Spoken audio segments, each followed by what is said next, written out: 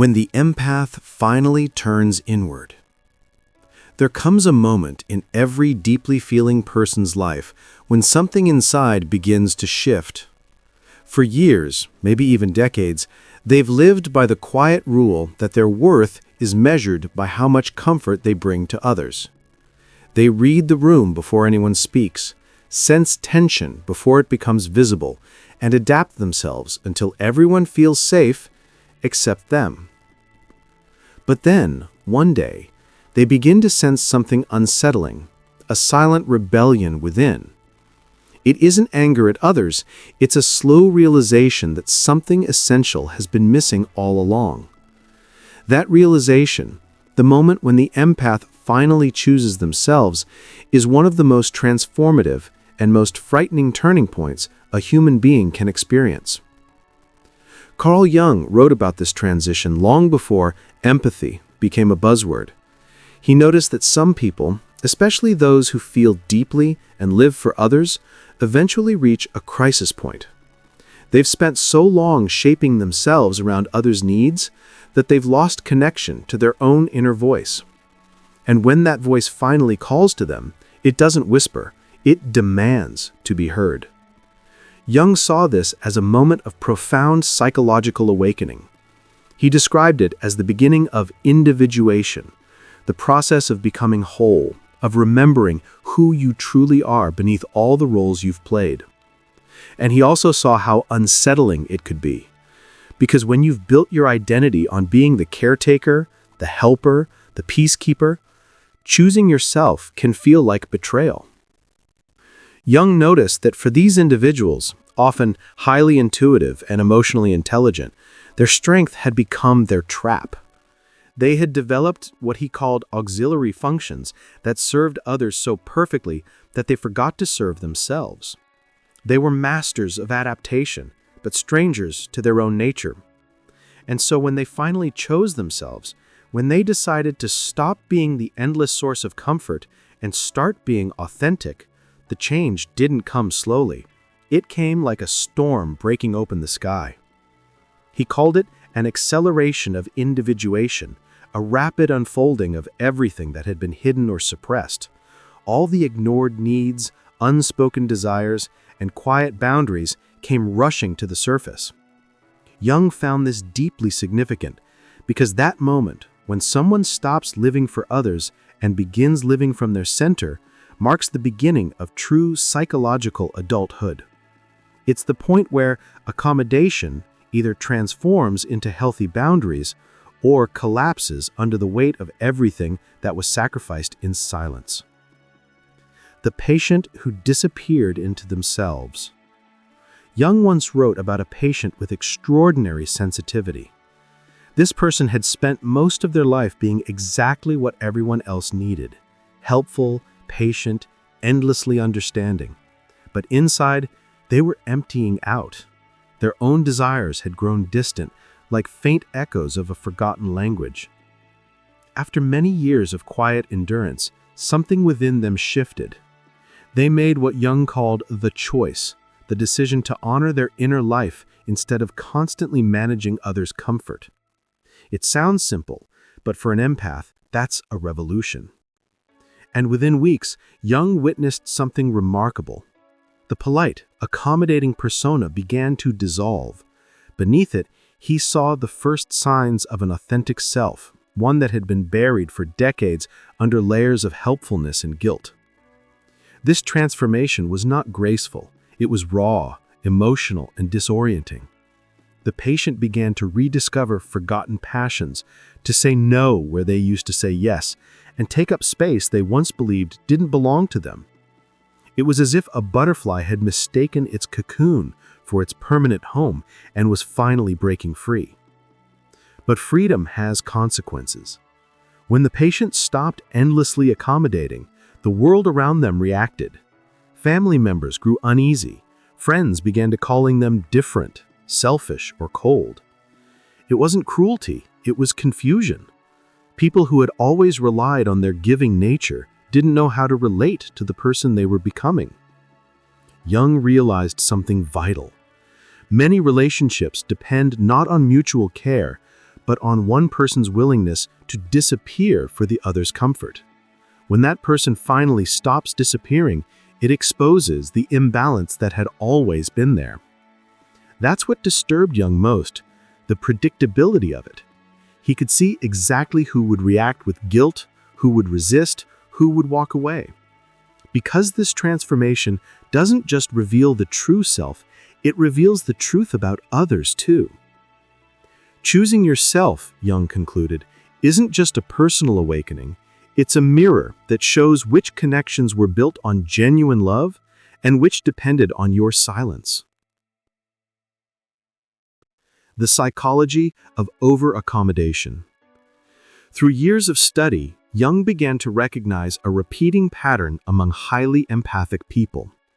They overdevelop one part of their emotional system, the ability to feel for others, while completely neglecting their own inner world. He compared it to a tree that grows wide branches but shallow roots. Eventually, it cannot sustain its own weight. This imbalance creates what we might call empathic exhaustion.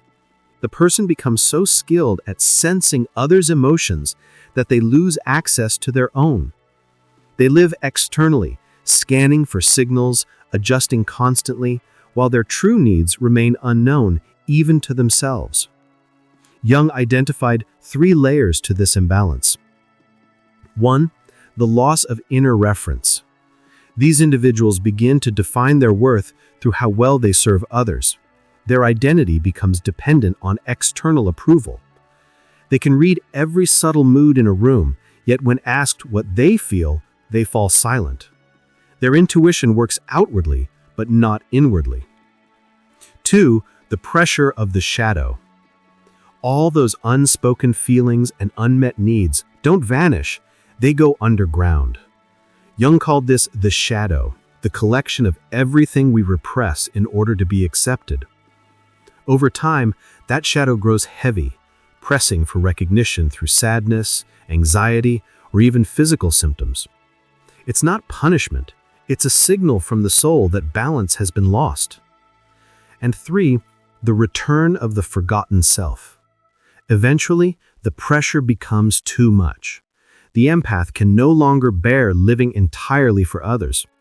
This is when the compensatory trigger activates, the psyche's way of restoring balance. All the suppressed aspects of self begin to reemerge at once. It feels chaotic, overwhelming, and sometimes terrifying. But it's the beginning of becoming whole again.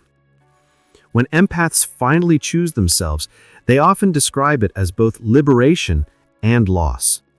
Liberation from the invisible chains of pleasing everyone, and loss of the identity that once made them feel safe.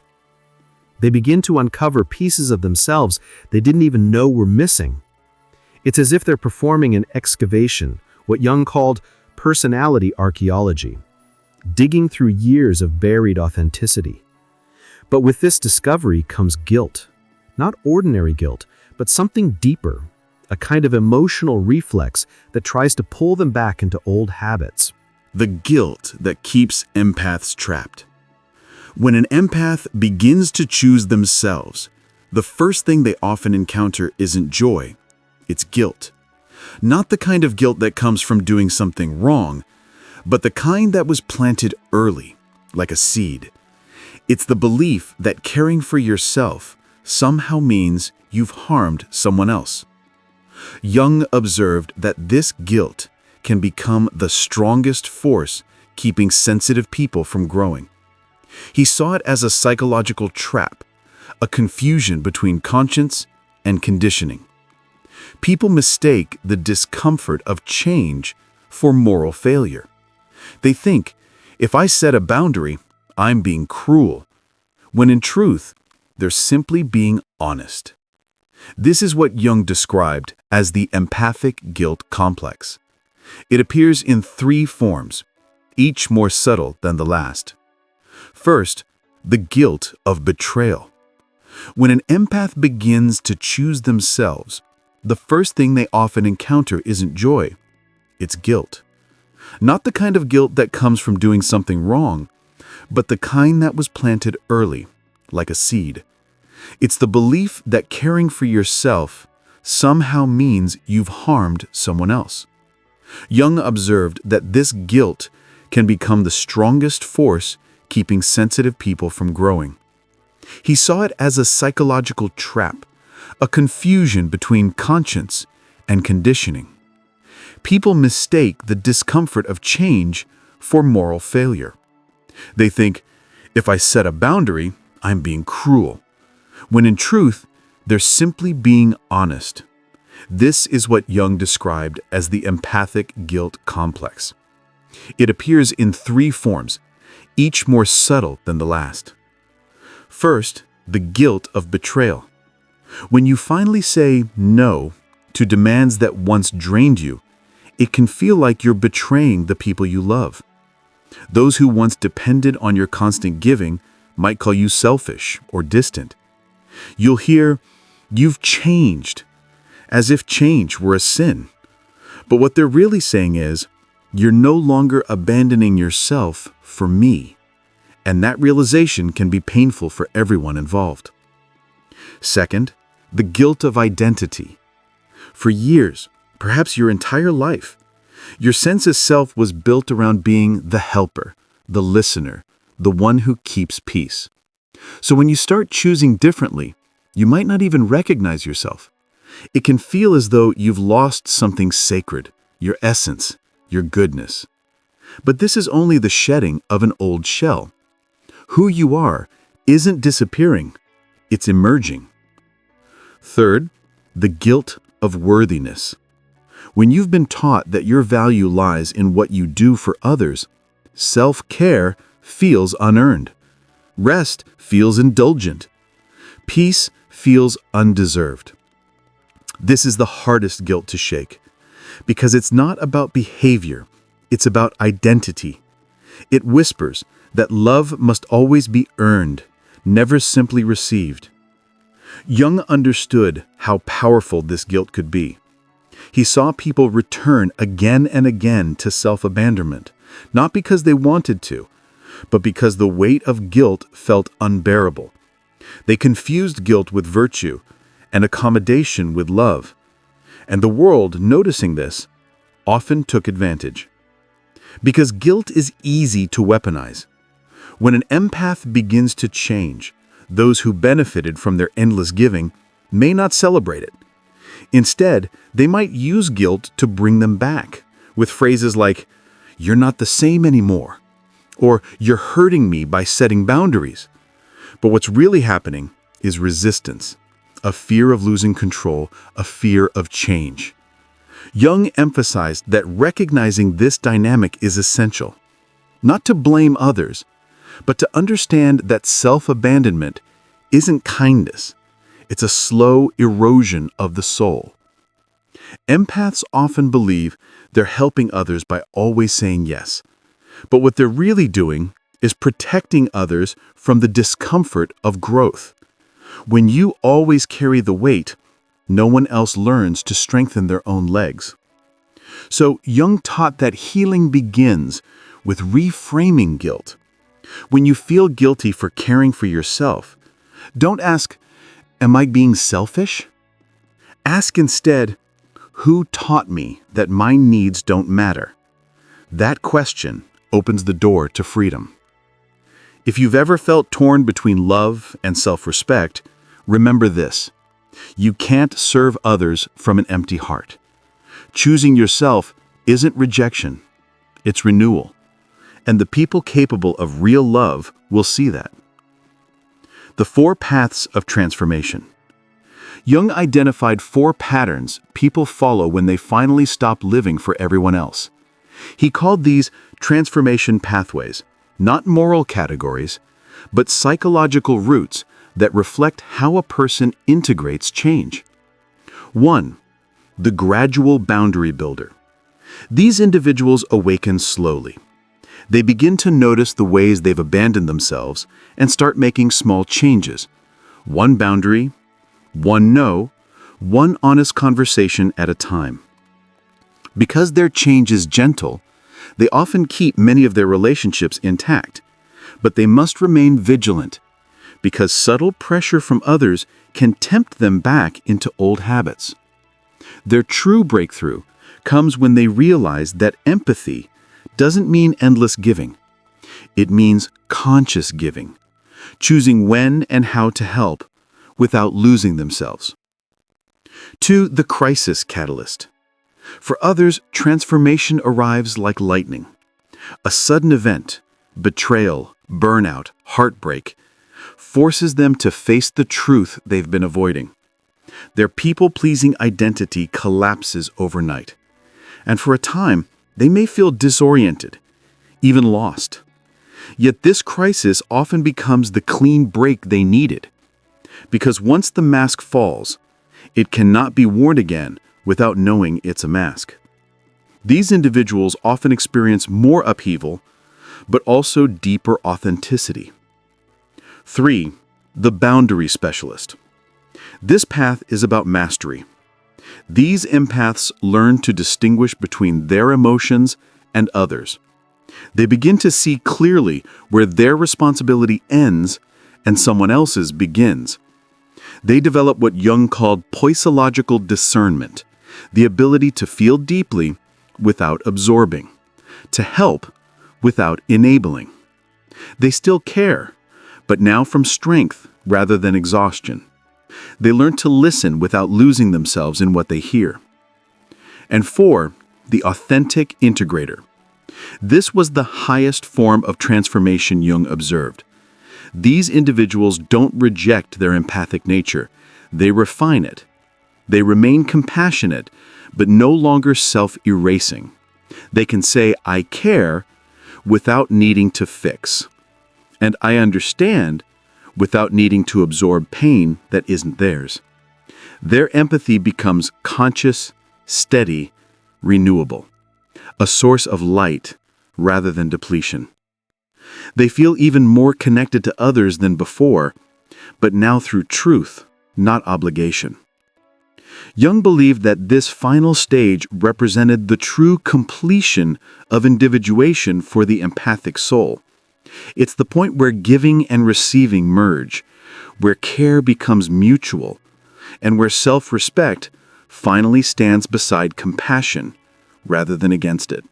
The hidden dangers of transformation.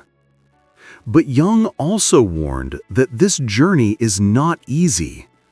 Choosing yourself can awaken parts of the psyche that were never given a voice before. And when they speak, it can sound like chaos.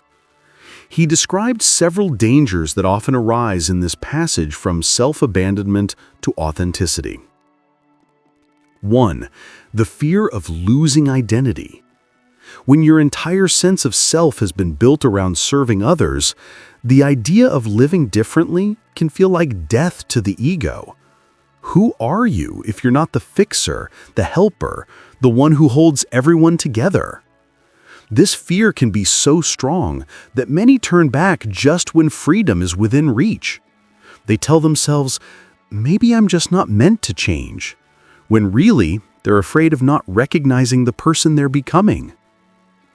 2. The earthquake of relationships.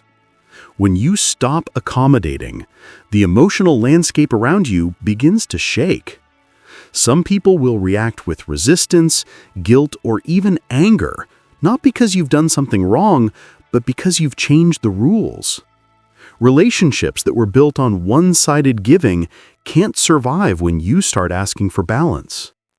But the ones that do survive, they become real. They grow stronger, more honest, more human. 3. The paralysis of guilt. Even as you move forward, guilt may try to pull you back. It can feel like moral confusion, the mind whispering, "You're abandoning people." But what's really happening is an emotional detox. You're learning to live without the constant need for approval. And that's one of the hardest addictions to break. 4. The swing to defensiveness. Jung cautioned that sometimes empaths, in trying to protect themselves, swing too far in the opposite direction. They become guarded, even cold. It's understandable, anger and exhaustion demand space. But if protection becomes the only goal, empathy turns into armor instead of connection. True healing, he said, comes from balance, not from closing the heart, but from keeping it open wisely. When an empath learns to stand in their truth without apology, they begin to experience a new kind of peace. Not the peace that comes from keeping everyone happy, but the peace that comes from living in alignment with their soul. And that, Jung believed, is where genuine individuation begins, the quiet birth of the real self. Integrating the shadow and rebuilding relationships. As the empath begins to reclaim their energy, something unexpected happens. All the emotions they used to suppress, the anger, the resentment, the exhaustion, begin to rise to the surface. For years, they carried pain that wasn't theirs, pretending it didn't exist. But when they finally stop absorbing others' emotions, their own shadow comes forward to be seen. Jung called this shadow integration, the process of meeting the parts of ourselves we've rejected. For the empath, this shadow often contains the emotions they were never allowed to express. The times they wanted to say no, but smiled instead. The times they felt hurt, but called it compassion. The moments they sensed injustice, but swallowed their words to keep peace. These buried emotions don't disappear. They wait patiently, collecting interest. And when the empath begins healing, they rise up like a tide. This can feel overwhelming at first, almost like becoming a stranger to yourself. But Jung insisted that this confrontation is sacred. The shadow isn't evil, it's energy that was misdirected. And when faced with understanding, it transforms into strength. To integrate the shadow, Jung said, one must learn the art of honest observation, looking within without judgment. It means asking questions like, where did I learn that anger is bad? When did I start believing that I must be small to be loved? These questions don't blame, they reveal. And in the revealing, healing begins. For many empaths, meeting the shadow is the first time they've truly met themselves. It's not about becoming harsh or detached. It's about reclaiming the emotions that were never wrong, only misunderstood. Because sensitivity without boundaries becomes suffering, but sensitivity with awareness becomes wisdom. Once you've made peace with your shadow, something remarkable happens. Your relationships begin to change. You start to attract people who respect your truth instead of using your kindness. And those who thrived on your silence may quietly fade away. This isn't rejection, it's alignment. The recalibration of relationships. Jung believed that when one person in a relationship awakens, the balance must shift. The empath who once held the emotional center of every connection begins to step back, and others must now step forward. This change often feels uncomfortable at first, both for the empath and for those around them. In some cases, people will resist this new balance. They may accuse you of being distant or selfish, but their discomfort is not your failure. It's a sign that the old pattern no longer fits. You've stopped over-functioning, and they must now learn to meet you halfway. Healthy relationships, Jung reminded us, are not built on sacrifice, but on exchange. When both people bring their full selves, light and shadow, connection becomes real. It's no longer about rescuing each other, but about walking side by side. This is where empathy matures into something deeper. Compassion with discernment. You no longer confuse understanding someone with needing to fix them. You can listen without absorbing, care without losing yourself. You begin to recognize that love isn't measured by how much pain you can carry, but by how honestly you can meet each other's truth. This shift often brings a season of solitude. You might spend time alone, not because you're isolated, but because your energy is recalibrating. Jung called this creative loneliness, the space where a new self begins to form. It's where clarity deepens, where you rediscover joy, not as excitement, but as quiet presence. Here, the empath finally rests, not because the world has changed, but because they no longer fight it. The return of the voice. One of the most profound transformations Jung noticed was the return of the empath's voice. For years, many have spoken in ways that keep peace. Soft words, careful phrases, apologies for existing. But when healing begins, the voice changes. It grows steadier, slower, more grounded. Not loud, but sure. Not seeking approval, but offering truth. Finding your voice after a lifetime of silence can feel strange. You might stutter emotionally at first, unsure if it's safe to be honest. But every time you speak truthfully, you reclaim a piece of your soul. Your voice doesn't need to convince anyone. It's not there to debate, prove, or defend. It's there to express what's real, to remind you that your inner world has value, even when unrecognized by others. Jung saw voice as the bridge between the conscious and the unconscious, the moment where what was once hidden finally finds light. And as your voice strengthens, so does your perception. You begin to see through manipulation that once confused you. You notice when someone tries to use guilt or pity to control your empathy. You no longer fall for it, not out of bitterness, but because you've outgrown the game. This clarity is not coldness. It's warmth that knows its limits. It's love that doesn't dissolve itself to keep others comfortable. And once you've tasted this balance, you can never return to the old way of living. The inner reunion. At this point, something beautiful unfolds, what Jung called the union of opposites. For the empath, this means the reunion between care for others and care for self. It's the realization that both can exist without contradiction. You begin to notice that the more you respect your own boundaries, the more meaningful your connections become. People no longer love you because of what you do for them, they love you because of who you are. And you, in turn, love others not from duty, but from genuine presence. In this union, empathy becomes sacred again. It's no longer a wound that bleeds compassion, but a well that overflows from abundance. You give not because you must, but because it's your nature, and now that nature is whole. Jung once wrote that the goal of life is not perfection, but wholeness.